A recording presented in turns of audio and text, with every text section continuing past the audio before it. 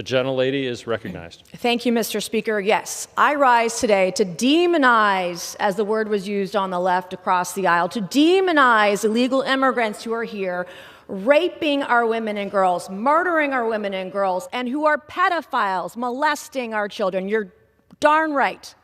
That's what I'm here to do today. So I rise in strong support of my bill, H.R. 30, the Preventing Violence Against Women by Illegal Aliens Act. Under the open border policies of Joe Biden and border czar Kamala Harris and Secretary Mayorkas, our country has been ravaged by a horde of illegal aliens molesting American children, battering and bruising and beating up American women, and violently raping American women and girls. My bill makes it very clear, and if a legal alien commits a sex crime or an act of domestic violence, they are inadmissible and deportable. We aren't letting you into our country, and if you're already here, we are sending you back to yours. My colleagues on the other side of the aisle like to try to minimize this issue because they refuse to acknowledge the consequences that their open borders agenda is here. But the numbers don't lie. According to ICE, as of July, there were nearly 650,000 illegal aliens on the non-detained docket who are convicted criminals who have been charged with crimes.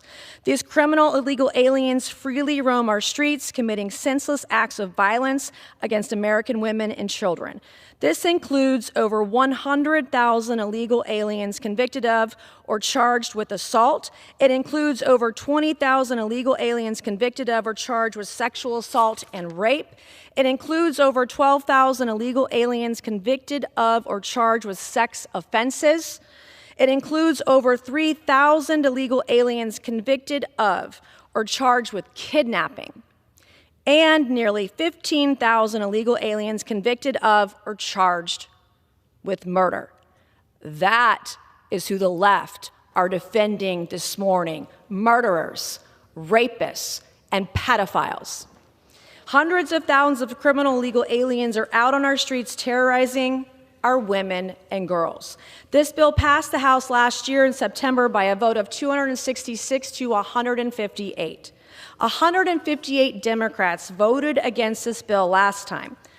Will they apologize to American women and girls today and do the right thing for our citizens? A vote against this bill is a vote against deporting illegal aliens who rape and abuse women and children. A vote against this bill is a vote to invite illegal aliens who rape and abuse women and children into the United States of America.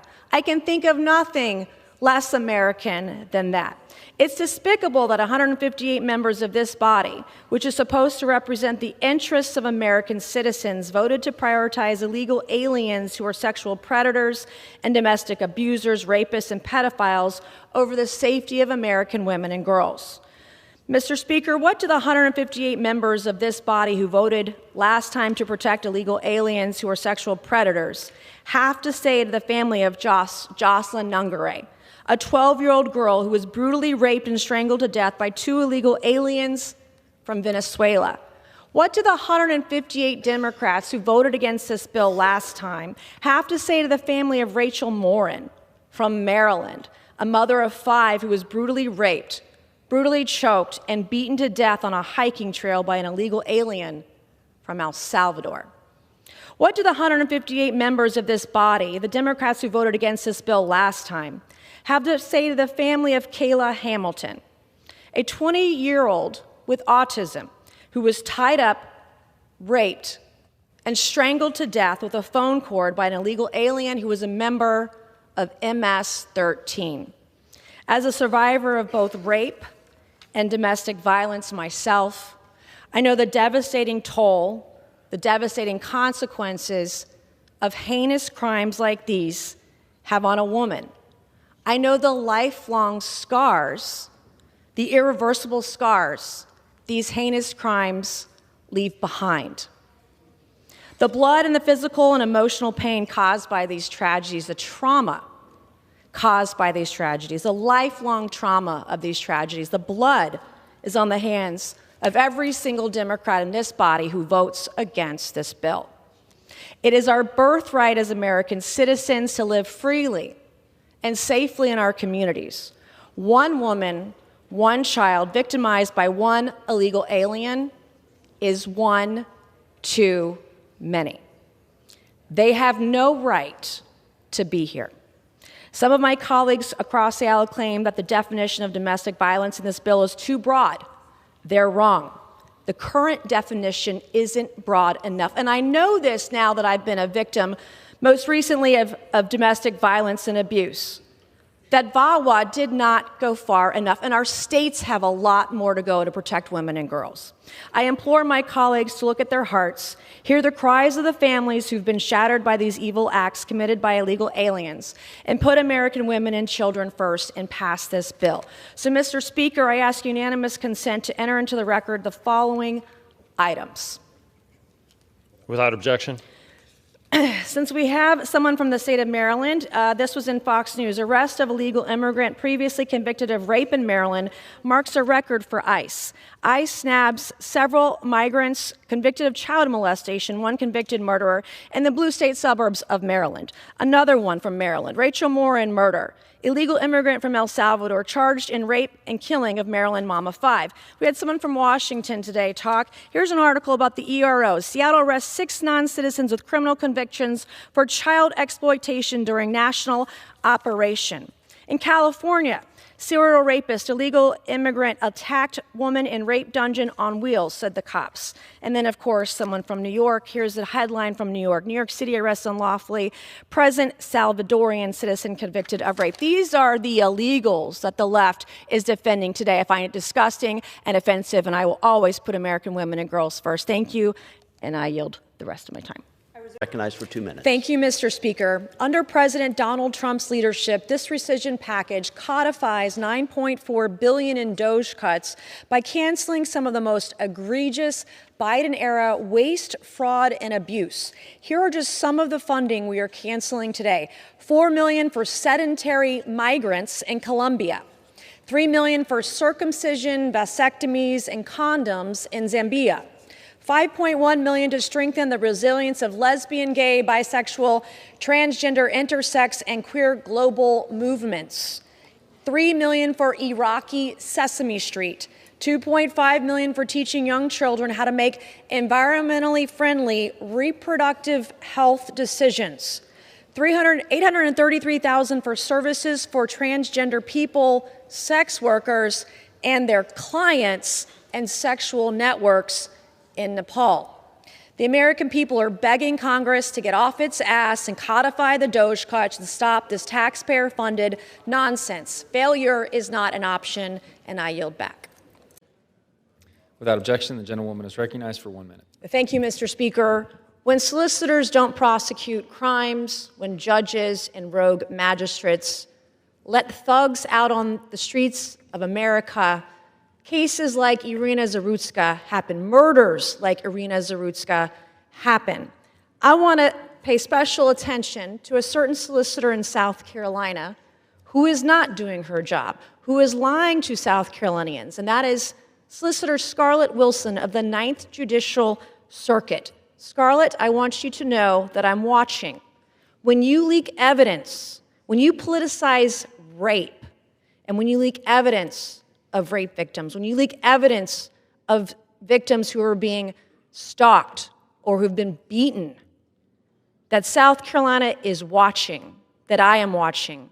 And if you don't do your job to protect South Carolinians, there will be consequences. Thank you, Mr. Speaker, and I yield back. I will remind members to make their comments directly to the chair. Now, for what purpose does the gentlewoman from Maryland seek recognition? From South Carolina, Ms. Mace, and a member opposed. Each will control 5 minutes. The chair recognizes the gentlewoman from South Carolina. Thank you, Mr. Chair. My amendment is straightforward. It would ensure the use of sex-specific spaces such as bathrooms, locker rooms, and changing rooms on military installations is based on biological sex, not ideology. Women in uniform deserve dignity, privacy, and absolute safety. Protecting women's spaces shouldn't be partisan, it should be common sense, but under the Biden administration, the federal government decided to abandon common sense. It allowed men to enter women's spaces and violate their privacy and violate their dignity. Under President Trump, the government has restored basic biological truth. Men are men and women are women. I applaud the president for his commitment to protecting women, but a future administration could bring us right back to this insanity. The Biden administration sacrificed the dignity and safety of women to appease radical, gender, lunatic ideology. Our women in uniform shouldn't be forced to suffer indignities to appease the insane policies of the other side of the aisle, all the Democrats who support this nonsense. Allowing delusional men to use women's restrooms, locker rooms, changing rooms is an affront to women, and it's reckless. In Virginia, a registered sex offender with more than a dozen convictions was allowed to use the women's changing room by claiming he was a woman. For 6 months, he exposed himself to women and kids. This is who the left is defending today. Pedophiles and men that want to go in women's spaces and rape them, assault them, and expose themselves to little girls and our daughters. In California, a 17-year-old girl was terrorized by the presence of a man in her locker room while she showered. In Georgia, a 51-year-old man pretending to be a woman undressed in the women's restroom and exposed himself to shoppers. In Virginia, a girl was sexually assaulted by a biological male in a women's bathroom. In Oklahoma, a young woman was beaten for daring to say she was uncomfortable sharing a bathroom with a man. This is not theoretical. These aren't just random incidents. This is an epidemic. They are the natural, predictable consequence of policies which pretend biology doesn't matter. These are the policies of the left, the policies of Democrats that say follow the science, except for women, we don't care about you, we hate you, we want to take everything away from you. We won't follow the science on this one. We've opened the door for predators to abuse women and girls, our daughters. Our daughters are growing up with something we never had to distinguish when our generation was growing up. We're putting our daughters in imminent danger, in harm's way, and this has to stop. Women shouldn't be forced to share their private spaces with men, and this amendment says we're going back to reality. Privacy and safety matters. Dignity matters. Women matter. And I encourage my colleagues to protect all women. And I urge all members to support this amendment. I reserve the balance of my time. Gentlewoman from South Carolina reserves. For what purpose does the gentlewoman from California seek to be recognized? Mr. Chairman, I rise to claim the time in opposition to the amendment. The gentleman is recognized for 5 minutes. Thank you, Mr. Chairman. I yield to myself such time as I may consume. Trans people, including trans service members, deserve basic human dignity and common decency of safely using the restroom. But besides that, let's take the gentle lady's point at face value. She wants to protect women. Great. So do I. Bathroom bans do not protect women. The Williams Institute at the UCLA School of Law even did a study on it. And there is zero evidence that allowing trans people to use the correct bathroom increases the risk to others. In fact, it's actually opposite. We have seen that cis women are harassed when people try and enforce or decree bathroom bans. Earlier this year, at a Buffalo Wild Wings in Minnesota, a server followed a teenage girl into the women's restroom and demanded she prove she was a girl. When the server didn't believe her, she unzipped her hoodie to show she had breasts. That is the actual reality of bathroom bans and even the idea of bathroom bans: harassment, discrimination, and body exams. We don't need service members acting like vigilantes to enforce this policy either by surveillance, profiling, or physical inspections. Our service women go through enough. We shouldn't be inviting even more harassment. And we don't need this amendment opening up the Pentagon and the entire US government to a massive lawsuit. This isn't good policy. This doesn't protect women. This is based on misinformation, and I urge my colleagues to vote no. I reserve. Gentlewoman reserves. Gentlewoman from South Carolina is recognized. How much time remains? 2 minutes. Thank you, Mr. Chair. Ironic that my colleague says that women are harassed going into the bathroom. Well, that might be because nobody wants a transgender, tranny person in the bathroom with them. No one wants biological men in women's spaces. And because of this wacko ideology, not based in science, is now pervasive. We're teaching it in schools. We're forcing kids to use pronouns. And we want to protect women because the left has gone so far. Not just the left. This is mainstream Democrat policy going after our girls. And you heard my colleague say there's no evidence. Literally after I read evidence of incidences of trannies in private spaces assaulting women and underage girls, our daughters, kids, they say no evidence exists. That's because Democrats will not show you or tell you or share with you the facts. But the average American, we see it every day now. It's everywhere. And people are sick and tired of it. And if they want this harassment to stop, then the trannies need to stop harassing the rest of America. This is not what the American people want. It's not what they voted for. And they say that our service members, our service women in uniform go through enough. You're right. That's why we don't want this happening. That's why we want to protect them. In their most intimate moments in the dressing room, no man should be watching them.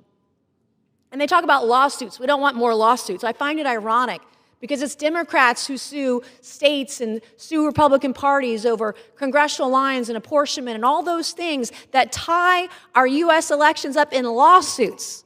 It's their party, not ours. We're just fighting back, and we're going to protect every woman and girl, every single daughter in the United States, but particularly for our service members, our women in uniform. The Republican Party is the party of common sense. We're the party of normal. We're the party of women. Thank you, and I yield back.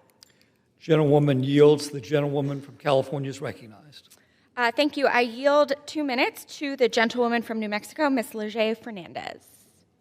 Gentlewoman is recognized. Thank you. Republicans have a series of amendments targeting trans people and the ability of service member parents to make decisions about the health care for their children. All of these amendments, including this one, do not do anything to make us safer or to honor our commitment to the servicemen and women who are willing to give their lives to this country. These amendments are part of a culture war that is intended to make Americans angry, divided, and fearful. They want to rename it the Department of War because they are in a war against the idea that the American life is something that includes all of us, that we can all belong. Their proposed facilities ban is a huge violation of privacy and would make all women and girls less safe. Will Republicans require menstrual monitoring, checking reproductive organs, as has happened, as my colleague pointed out? Girls and women who are tall, strong, and gender nonconforming are already being questioned and yelled at. Republicans seem to always want to dictate from D.C. what we can do with our bodies, and that's not freedom. I stand with all our service members, including our trans service members, who are willing to fight and die for our freedoms. I'm going to fight for their freedom to be who they are, to fight for an America where we all belong.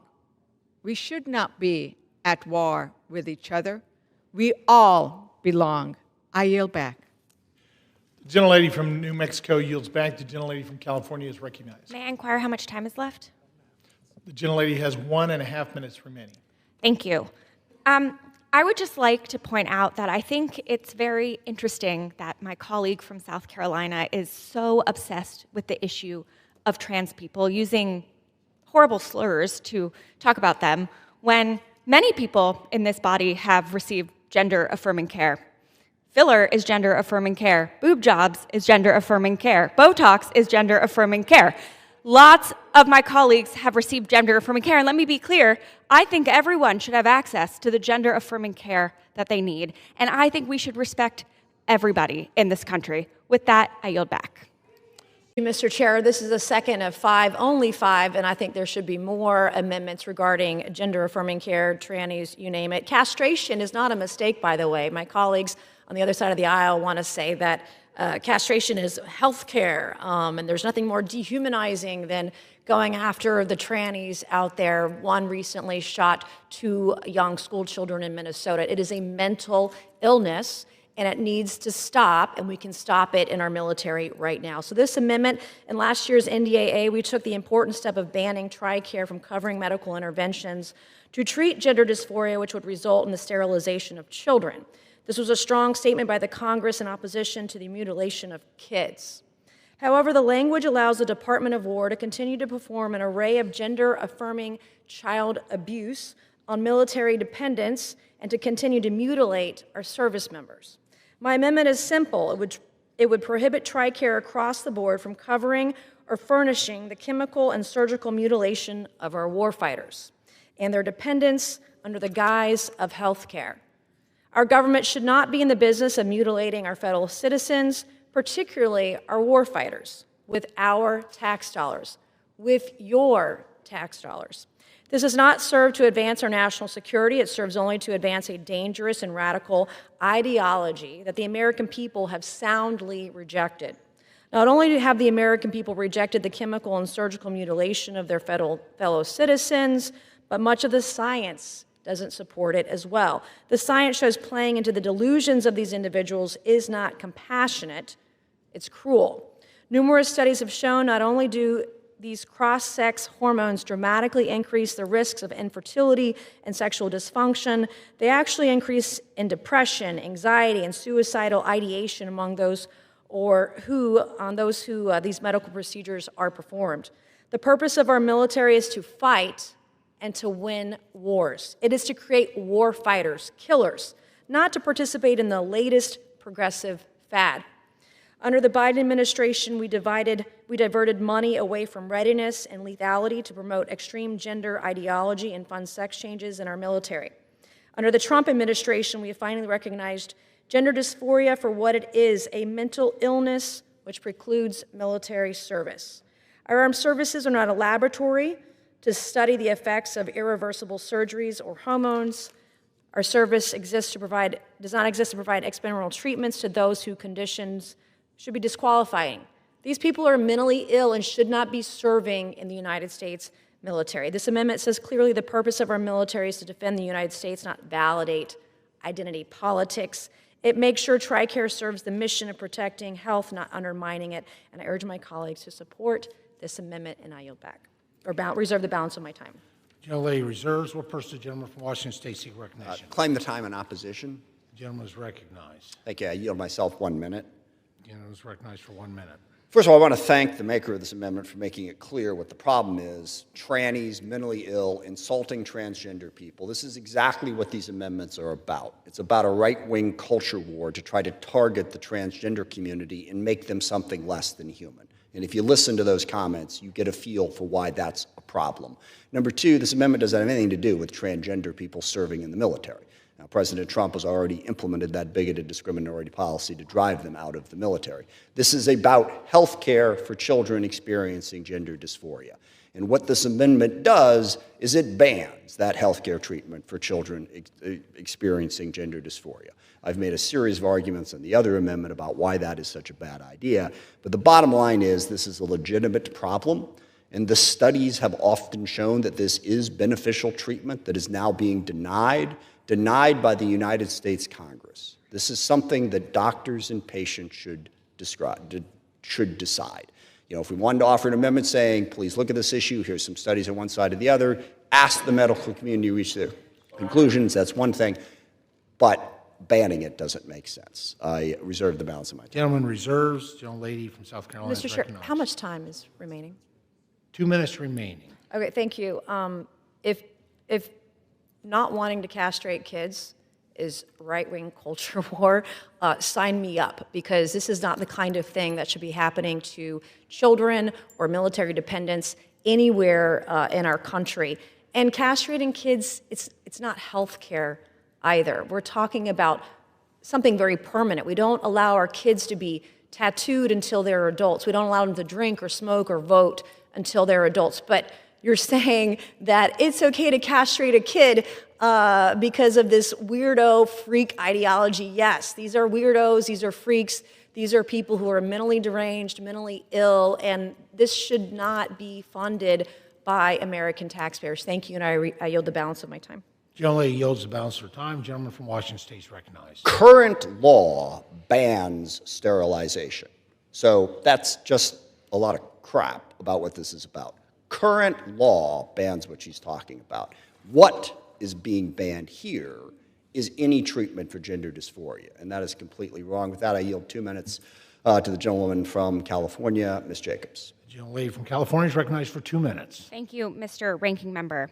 So as you all know, President Trump has already kicked out transgender troops from the military, despite the fact that they are willing and able to serve, and despite the fact that it will cost billions of dollars and decades to recruit and train their replacements. So this proposed ban on medical care is unnecessary and redundant for our service members because we know the goal here isn't actually about policy. It's a symbolic punishment. It's to send a false political message that trans healthcare is illegitimate, even though those of us who live in reality know that trans healthcare is safe, effective, and medically necessary. It is supported by every major medical association in the US, representing more than 1.3 million US doctors.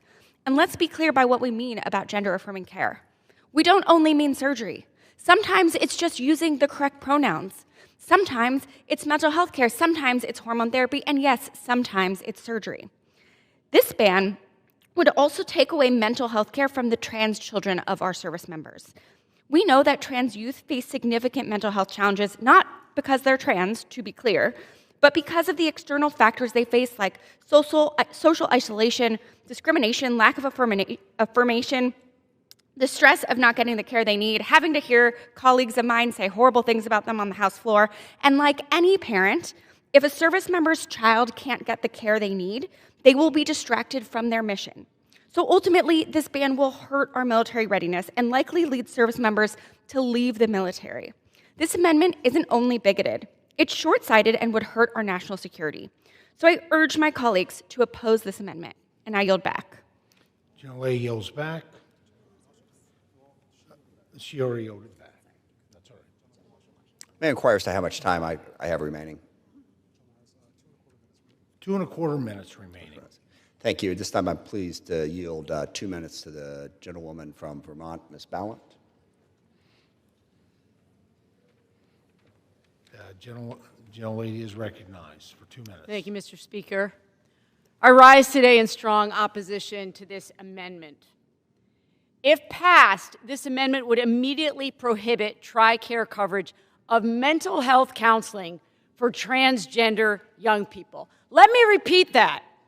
This amendment would take away mental health care services for transgender kids of service members. That's what we're talking about. This amendment is intentionally discriminatory and result in higher rates of mental health issues and suicide for trans youth, kids who already experience higher rates of depression and anxiety and suicide compared to their peers. Republicans' all-out assault on health care right now has put these people into a state of constant fear and anxiety. Imagine that you're a service member, you're a parent, and you hear from a doctor that Congress has banned medically necessary care endorsed by every major medical association that would literally help save your child's life. All young people in this country should have access to the mental health care that they need. Full stop.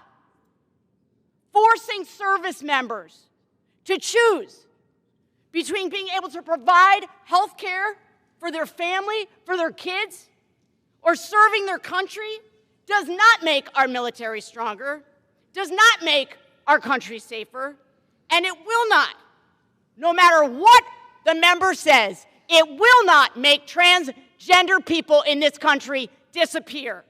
I urge my colleagues to vote no. What purpose, gentlewoman from South Carolina, seek recognition? Mr. Speaker, pursuant to Clause 2A1 of Rule 9, I rise to give notice of my intent to raise a question of the privileges of the House. The form of the resolution is as follows. House Resolution 713, censuring Representative Ilhan Omar of Minnesota and removing her from the Committee on Education and Workforce and the Committee on the Budget. Whereas Charlie Kirk was a lifelong advocate for freedom of speech, civil political discourse, and the political engagement of youth. Whereas Charlie Kirk was a man of deep faith, a husband, and a father to 2 young children. Whereas on September 10, 2025, Charlie Kirk was assassinated on the campus of Utah Valley University while exercising his First Amendment right to freedom of speech. Whereas on September 11, 2025, one day after the assassination of Charlie Kirk, Representative Ilhan Omar gave an interview on Zateo's town hall with Mehdi Hassan in which she smeared Charlie Kirk and implied he was to blame for his own murder. Whereas on September 12, 2025, 2 days after the assassination of Charlie Kirk, Representative Ilhan Omar reposted a video on X, formerly known as Twitter, which disparaged the character of Charlie Kirk and those mourning his death. Whereas the video Representative Ilhan Omar reposted on X states Charlie Kirk is dead, and before the body got cold, the far right propped his corpse up as a cudgel for their holy war. Whereas the video Representative Ilhan Omar reposted on X further states, don't be fooled. These people don't give a single shit about Charlie Kirk. They are just using his death to further their Christo-fascist agenda. Whereas the video Representative Ilhan Omar reposted on X further states Charlie Kirk was a reprehensible human being. He enacted his political agenda by preying on weak-minded people. He took complex socioeconomic issues and simplified them by pointing fingers at outgroups, demonizing those groups, and sicking his massive following on them. Whereas the video Representative Ilhan Omar reposted on X further states Charlie Kirk was a stochastic terrorist, an adamant transphobe. He denied the genocide happening in Palestine.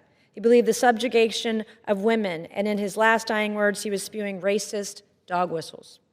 Whereas the video Representative Ilhan Omar reposted on X further states, Charlie Kirk was Dr. Frankenstein, and his monster shot him through the neck. Whereas the video Representative Ilhan Omar reposted on X further blames Charlie Kirk for his own murder.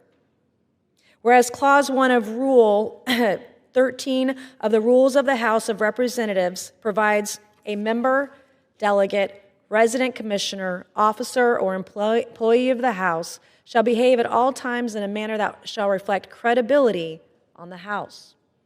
Whereas Representative Ilhan Omar's actions in the wake of the assassination of Charlie Kirk are reprehensible and affect the dignity and integrity of the proceedings of the House and do not reflect the credibility on the House. Now, therefore, be it resolved that Representative Ilhan Omar of Minnesota be censured. Representative Ilhan Omar forthwith present herself in the well of the House of Representatives for the pronouncement of censure. Representative Ilhan Omar be censured with the public reading of this resolution by the Speaker, and Representative Ilhan Omar be and is hereby removed from the Committee on Education and Workforce and removed from the Committee on the Budget of the House.